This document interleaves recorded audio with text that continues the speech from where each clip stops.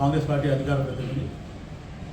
మొన్న జరిగిన లఘుచర కేసు విషయం ఆలోచిస్తే గవర్నమెంట్కి వ్యతిరేకంగా టీఆర్ఎస్ వాళ్ళు మొత్తానికి ఏమంటే గవర్నమెంట్ని బదనాం చేయాలనే రకంగా వాళ్ళు ఒక నిర్ణయం తీసుకున్నారు. దాంట్లో కలెక్టర్ మీద దాడి జరగడం జరిగింది. ఆ కలెక్టర్ మీద దాడి జరిగిన విషయంలో ఫోన్లో ఎవరెవరు మాట్లాడిన అనే రకంగా ఆలోచిస్తే సురేష్ని ప్లస్ ఆయన పట్టణం నరేందర్ రెడ్డి ఇద్దరిని కూడా అరెస్ట్ చేయడం జరిగింది. దెన్ దాని నెక్స్ట్ కేటీఆర్ ఉన్నాడు.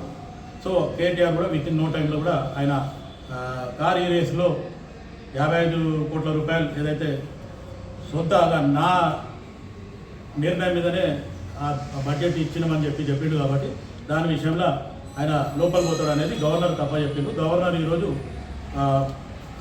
హైకోర్టుకి పంపించడం జరిగింది. దాని విషయంలో ఇంకా పెండింగ్ ఉంది. మొత్తానికి గవర్నమెంట్ ఏం బదనాం చేస్తారంటే వాళ్ళు ఇద్దరిని అరేంజ్ చేసిండ్రు, ఈయన ఎందుకు అరేంజ్ చేస్తలేరు అనేది రకంగా ఒక్క ఒత్తిడి. రెండోది మొన్న జరిగిన నిర్మల్ విషయంకి వస్తే నిర్మల్లో కాంగ్రెస్ పార్టీ అక్కడ ఏదైతే ఫ్యాక్టరీ పెడదాం అనుకున్నారో ఆ ఫ్యాక్టరీని ఏదైతే మొక్కజొన్నలతో కలిగిన ఫ్యాక్టరీని దాన్ని అబాలిష్ చేయడం జరిగింది. ఎందుకంటే అక్కడ ఉన్న రైతులల్లా ఒక 4-5 ఊర్ల రైతులు వచ్చేసి మాకు ఖచ్చితంగా వద్దు, ఇక్కడ మాకు దీనివల్ల పొల్యూషన్ అవుతుంది, లేకపోతే మా పంటలు పనికి రాకుండా పోతాయి అనే రకంగా వాళ్ళు మొత్తానికి నిరసన చేసి అవసరమైతే దాడి చేయడానికి సిద్ధంగా ఉంటే అక్కడ ఎస్పీ గారు వెళ్ళి మాట్లాడడం జరిగింది. ఎస్పీ గారు మొత్తానికి వస్తే కూడా ఎస్పీ గారిని ఎస్పీ గో బ్యాక్ అనే రకంగా వాళ్ళు మాట్లాడడం జరిగింది. అప్పుడు కలెక్టర్ గారు ఇన్వాల్వ్ అయ్యారు.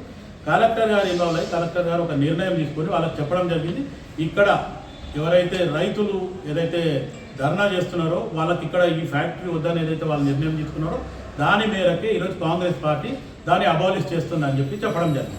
దాంట్లో మొత్తానికి మనకు ఉన్న విషయంలో ఆలోచిస్తే తలసాని శ్రీనివాస్ యాదవ్ కొడుకు వాళ్ళ సంబంధికులు కూడా దాంట్లో ఉన్నారు. అది ఒక డైరెక్టర్గా కూడా వాళ్ళు ఉన్నారు అనేది కూడా గవర్నమెంట్ ఆల్రెడీ నిర్ధారణ అయింది. దాని మీద కూడా మళ్ళీ చర్చలు జరిగినాయి. ఏమని అంటే తలసాని శ్రీనివాస్ యాదవ్ కేటీఆర్ వీళ్ళంతా కలిపి చేసినందుకే ఆ విషయంలో అది లఘుచర్లలోనేమో మీరు భూసేకరణ చేస్తున్నారు, ఇక్కడ నిర్మల్ల అది తీసేస్తుండా అనే రకంగా వాదించడం జరిగింది.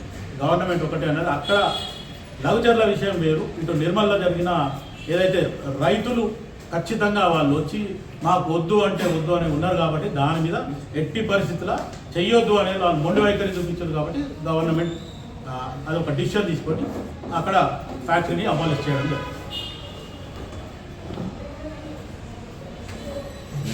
అందరికీ తెలుసు, అది చూస్తూ ఉన్నాం. ఎంత రైతులకు ఏ విధమైన నష్టం చేసిందనేది ఆ రైతుల బాధ అనేది చూస్తుంటే అర్థమవుతుంది. ఈరోజు వాళ్ళ మీద కేసులు పడితే బీఆర్ఎస్ నాయకుల మీద కేసులు ఏవైతే అక్రమంగా వీళ్ళు చేసిన అక్రమాలకు కేసులు పడితే ఇవాళ దాన్ని ఎదుర్కోవడానికి కాంగ్రెస్ పార్టీలో వస్తా, నేను కాంగ్రెస్ పార్టీలో జాయిన్ అవుతా అంటారు. అంటే కాంగ్రెస్ పార్టీలో చాలా ఏళ్ళ నుంచి కార్యకర్తలు ఆ విధంగానే ఉన్నారు, కానీ ఇటువంటి మోసాలు చేసిన వాళ్ళు కాంగ్రెస్ పార్టీలో చోటు ఉండదు. ఇది మీరు గుర్తుపెట్టుకోవాలి. కాంగ్రెస్ పార్టీ సిద్ధాంతాలు వేరుంటాయి. కాంగ్రెస్ పార్టీ సిద్ధాంతాలు తెలుసుకున్న తర్వాత నువ్వు కాంగ్రెస్ పార్టీ కోసం ఆలోచన చేయాలి. ఇవాళ మీరు చేసిన తప్పులు కప్పిపుచ్చుకోవడానికి ఇది ఎప్పటికీ సహించదు.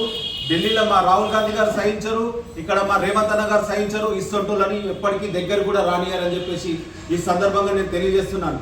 వీళ్ళ మీద చట్టపరమైన చర్యలు ఏమైనా ఉంటే తీసుకోవాలని చెప్పేసి నేను డిపార్ట్మెంట్ కూడా యావత్ డిపార్ట్మెంట్ కూడా నేను కోరుకుంటున్నా.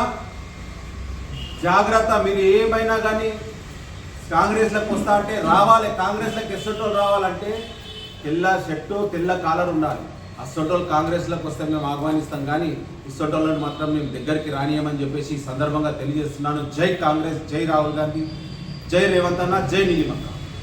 ఇంకా మీరు ఇప్పుడు ఒక మాట అన్నారు, కాంగ్రెస్లోకి వస్తా అని చెప్పేసి